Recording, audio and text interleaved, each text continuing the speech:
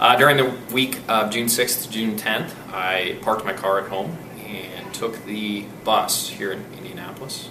IndyGo transported me around to different meetings that I had, as well as getting me to work every day. During that time, I learned a lot about our system, which was part of the goal that we had. It was twofold. One, to educate myself about what we have as far as opportunities with IndyGo, and two, to educate the public and get the word out that IndyGo was an alternative for transportation and that there were some needs that IndyGo had as far as being able to transport people effectively. Headed up on my first day to the bus stop. It's Monday the 6th. I'm taking Primrose because Primrose has a sidewalk all the way up, and you'll notice here when I get to 58th on Primrose, and a sidewalk. It ends no more for the next block from 58th up to Kessler. So one of the major things that the plan needs to take into account is the ability for the folks to be able to walk. Some of the positives that I learned in the process was that it was very simple to get around town if you knew the time schedule of the bus and were not in a direct need to be able to get to a location in town at a specific time. The buses always ran on time, however their frequency was very sporadic. The bus that I took every day to work only left every hour from my stop, which was just fine when I didn't have anything specific to get to, or if I was up in time and able to get to the bus. However, if I was ever in a hurry or missed my alarm, it posed a problem. Some of the other benefits I saw while riding the bus were ease in getting on and off the bus, and being able to interact and talk to people that were on the bus. The buses were very clean and very easy to get on and off of.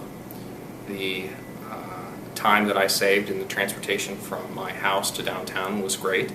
It allowed me to respond to some emails and get some work done while I was traveling. It also allowed me to listen to some music and kind of decompress on my way home from work, as well as allowing me the opportunity to read the newspaper and other kinds of news information on my phone via the internet.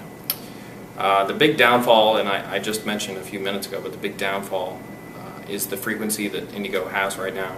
Their budget is drastically smaller than a city of our size should be, about $55 million, which puts us at about 100th as far as funding in the country.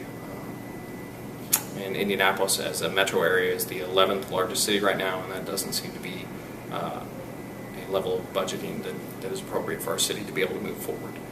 The cost savings that I experienced while taking the bus for the week was about $12 a day.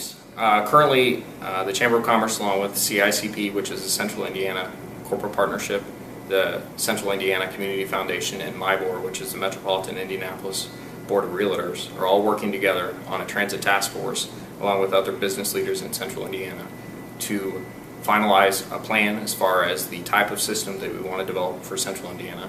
We are working on the finalizing the details of the type of taxing that we believe is necessary to be able to move forward, and are going to start pushing that information out to the general public and having a conversation with the public as far as what is needed, what needs to be added or subtracted from the plan, and ultimately we'll start pushing that message and the information on to legislators who are going to make a decision.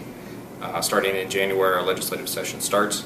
Between January and March 14th of 2012, the legislature will make a determination in Indiana on whether or not this is something they want to do. And they'll make two decisions. One, they will create a kind of a governance committee that will oversee our regional transportation group that we're going to create. And second, they will create a system to be able to ask the voters through a referendum on whether or not they want a tax increase to be able to pay for the transportation methods that we're proposing.